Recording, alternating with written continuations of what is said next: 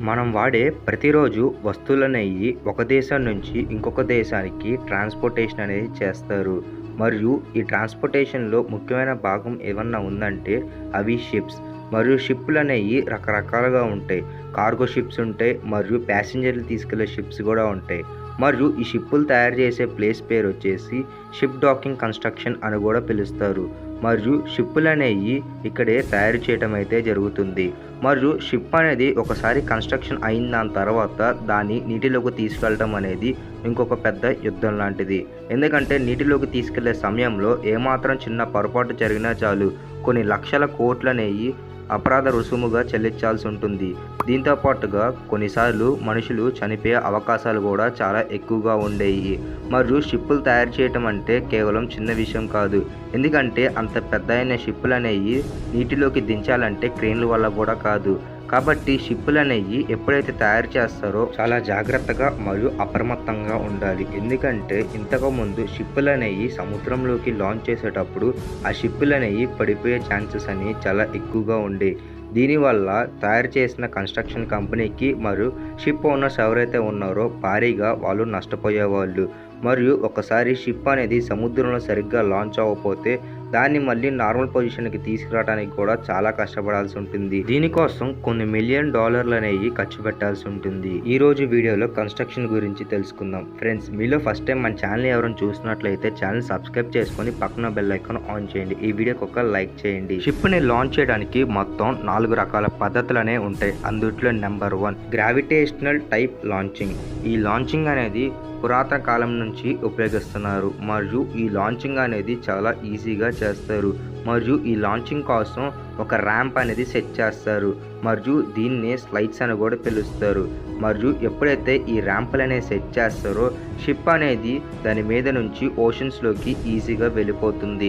మరియు షిప్ ఒక ముందు భాగం అనేది ఎక్కువ ప్రెజర్ అనేది పడుతుంది. అది తట్టుకోవాలి. ఈ ర్యాంప్ కూడా చాలా స్ట్రాంగ్గా ఉండాలి. మరియు ఈ ర్యాంప్ మీద నుంచి షిప్ ఈజీగా వెళ్ళిపోవటానికి ఎన్నో లీటర్ల ఆయిల్ అనేది అక్కడ పూస్తారు. అది ఎలా ఉంటుందంటే మనం అక్కడ నించుంటే చాలు మనం పడిపోతాం. మరియు ఈ ఆయిల్ అనేది ఎక్కువగా పూయటం వల్ల షిప్ అనేది చాలా ఈజీగా సముద్రంలోకి వెళ్ళిపోతుంది. మరియు ఎంత ఆయిల్ అయితే పోయాలనేది ఆ షిప్ మీద డిపెండ్ అయి ఉంటుంది. మరియు ఎప్పుడైతే షిప్ అనేది అక్కడ నుంచి జారి సముద్రంలోకి వెళ్ళిపోయినప్పుడు ఈ ఆయిల్ కూడా దాంతోపాటు వెళ్ళిపోతుంది. మరియు దీని కారణంగా అక్కడ ఉండే వాటర్ కూడా పొల్యూట్ అయిపోతుంది. మరియు దీనివల్లే ఈ ఆయిల్ టైప్ ఆఫ్ టెక్నిక్ అనేది చాలా తక్కువగా యూజ్ చేయటం అయితే జరుగుతుంది. మరియు ఈ లాంచింగ్ సమయం అప్పుడు చాలా జాగ్రత్తగా ఉండాలి. మరియు ఈ ఆయిల్ అనేది ఎక్కువ పోయటం వల్ల కూడా సముద్రం అనేది చాలా మటుకు పాడైపోతూ ఉంటుంది.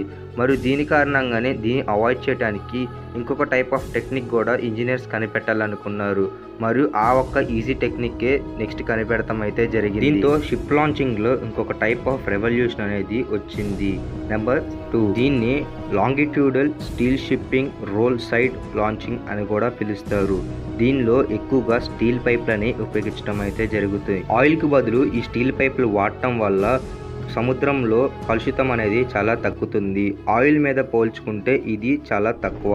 మరియు షిప్ అనేది దీని మీద రోల్ అవుతా నీటిలోకి వెళ్ళిపోతుంది.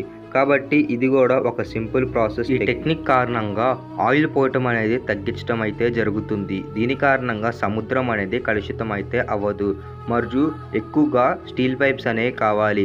మరియు ఈ స్టీల్ పైప్స్ అనేవి తయారు చేయించడానికి ఎక్కువ డబ్బు అనేది ఖర్చు అవుతుంది. మరియు ఈ స్టీల్ పైపులు వాడేటప్పుడు కూడా చాలా జాగ్రత్తగా వాడాలి. మరియు దీని కారణంగానే ఇంకొక ఆల్టర్నేటివ్ అనేది వెతకటం అయితే జరిగింది. మరియు ఈ ఆల్టర్నేటివ్లో side oil side way launching అనేది క్రియేట్ చేశారు. దీని కారణంగా షిప్ లాంచ్ చేయడానికి చాలా తక్కువ స్పేస్లోనే ఈజీగా ఓషన్లోకి లాంచ్ చేయొచ్చు. మరియు ఒక పక్కన నుంచి పైకి లేపుతారు. మరియు దీని కారణంగా స్లైడర్స్ అనేవి కిందకి జారిపోతాయి. ఇలాగా సైడ్ నుంచి షిప్ అనేది సముద్రంలోకి వదిలేస్తారు. మరియు దీనికి కూడా ఎక్కువ అమౌంట్ ఆఫ్ ఆయిల్ అయితే పుయ్యాల్సి ఉంటుంది. కాబట్టి ఇక్కడ కూడా పాత టైప్ ఆఫ్ టెక్నిక్ని కొంచెం అప్గ్రేడ్ చేశారు అంతే. మరియు ఇది సముద్రంలో పడేటప్పుడు చాలా జాగ్రత్తగా పంపించాలి. ఎందుకంటే కొంచెం కనుక క్యాలిక్యులేషన్స్ అటు ఇటు అవుతే చాలు షిప్ అనేది సముద్రంలోకి మునిగిపోతుంది. కొన్ని మిలియన్ డాలర్ల నష్టం అనేది చెవి చూడాల్సి వస్తుంది. మరియు ఈ టెక్నిక్ని కూడా చాలా జాగ్రత్తగా వీళ్ళు ఆపరేట్ చేయాల్సి ఉంటుంది. మరియు దీంతో పాటుగా ఈ టెక్నిక్స్ అన్నిటి బదులుగా ఇంకొక టెక్నిక్స్ అనేవి వీళ్ళు కనిపెట్టాలనుకున్నారు. మరియు దీని కారణంగా ఇంతకుముందు కంటే అడ్వాన్స్గా ఉండాలనుకున్నారు. మరియు ఈ టెక్నిక్లే ఫ్లోటింగ్ అవుట్ టైప్ లాంచింగ్ అని పిలుస్తారు. ఇది ఈజియెస్ట్ లాంచింగ్ టెక్నిక్. ఇప్పుడు దాకా మాట్లాడిన లాంచింగ్ టెక్నిక్లకు అన్నిటికంటే ఇది అప్గ్రేషన్లో ఉంది. మరియు ఇది షిప్ అనేది చాలా చిన్నగా ఉంటే మాత్రమే ఈ టైప్ ఆఫ్ టెక్నిక్ అనేది వాడతారు. మరియు షిప్ అనేది చాలా పెద్దగా ఉంటే ఈ టెక్నిక్ అనేది పెద్దగా వాడరు. మరియు ఈ షిప్ డాకింగ్ సెంటర్లు అనేవి సముద్రం ఒడ్డున నిర్మిస్తారు. మరియు ఇక్కడే షిప్పులు అనేవి తయారు చేస్తారు. మరియు షిప్ ముందుగా దాని బేస్ అనేది తయారు చేయటం అయితే జరుగుతుంది. దాని తర్వాత ఫ్లోర్లనే నిర్మిస్తారు ఒక షిప్లో. మరియు అంత నింపిన దాని తర్వాత కింద నుంచి నీళ్లు వదులుతారు. మరియు ఎప్పుడైతే నీటి మట్టం లెవెల్కి వచ్చిందో అక్కడి నుంచి ఇంజన్లు వాడి షిప్ని పుష్ చేయటం అయితే జరుగుతుంది. ఇలాగా చాలా సింపుల్గా ఈజీగా షిప్ అనేది ముందుకు తీసుకెళ్ళడం అయితే జరుగుతుంది. మరియు ఇవి కేవలం చిన్న చిన్న షిప్పులకి మాత్రమే. మరియు పెద్ద పెద్ద కార్గో షిప్పుల్ని తీసుకెళ్లే వాటికైతే వేరే టెక్నిక్ అనేది వాళ్ళు వాడటం అయితే జరుగుతుంది. నెంబర్ 3 టెక్నిక్ ఏంటంటే మెకానికల్ టైప్ లాంచింగ్. మరియు ఈ లాంచింగ్ అనేది చాలా సింపుల్గా ఉంటుంది. మరియు ఈ లాంచింగ్ అనేది ఎలా ఉపయోగిస్తారంటే క్రేన్ ద్వారంగా షిప్ అనేది ఒక ఎత్తుకి లేపి అక్కడి నుంచి మళ్ళీ నీటిలోకి వదిలేయటం అయితే జరుగుతుంది. ఇది ఎక్కువగా చిన్న చిన్న షిప్పుల్ని తీసుకెళ్ళటానికి జరుగుతుంది. కానీ క్రేన్లకు కూడా ఒక పరిమాణం ఉంటుంది. అవి కొంతవరకు బరువుని మాత్రమే సునాయాసంగా ఎత్తగలుగుతాయి.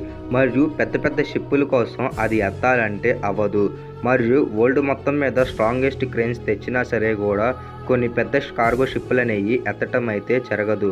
మరియు దీని కారణంగానే ఈ షిప్పులన్నింటినీ చాలా ఈజీగా మార్చడానికి 4th షిప్పింగ్ టెక్నిక్ అనేది వాడారు. అదే ఎయిర్ బ్యాగ్ లాంచింగ్ టెక్నిక్. మరియు ఈ టెక్నిక్లో ఏం చేస్తారంటే సిలిండ్రికల్ షేప్లో ఉండే పెద్ద పెద్ద ఎయిర్ బ్యాగ్లనే తీసుకుంటారు. మరియు ఈ ఎయిర్ బ్యాగ్లని ఇంకో విధంగా కూడా పిలుస్తారు. అదే రీఎన్ఫోర్స్మెంట్ రబ్బర్ అని కూడా పిలుస్తారు. ఈ రబ్బర్ ట్యూబ్ లోపల గాలి అనేది నింపుతారు. మరియు దీని కారణంగా షిప్ అనేది ఈజీగా రోల్ అవుతా ముందుకి వెళ్ళిపోతుంది.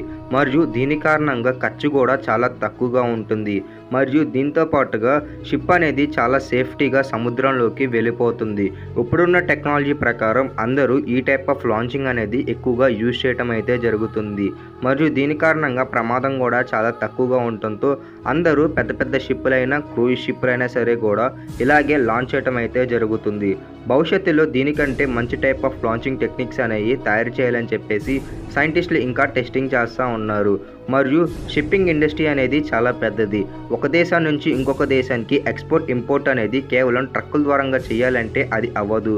ఎన్నో లీటర్ల డీజిల్ అనేది ఖర్చు అవుతుంది. మరియు పొల్యూషన్ అనేది ఎక్కువగా జనరేట్ అవుతాయి. దీని కారణంగా సముద్రం మట్టం మీద నుంచి ఈజీగా షిప్పులు అనేవి ట్రాన్స్పోర్ట్ చేయడానికి ఉపయోగపడతాయి.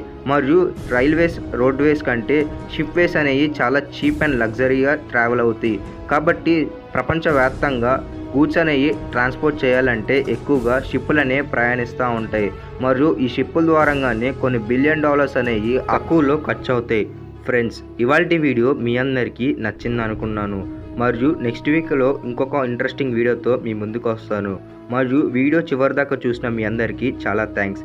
ఈ వీడియోకి ఒక లైక్ చేసి ఈ వీడియోని షేర్ చేయండి. ఛానల్ సబ్స్క్రైబ్ చేసుకుని పక్కన బెల్ ఐకాన్ ఆన్ చేయండి. Thank you.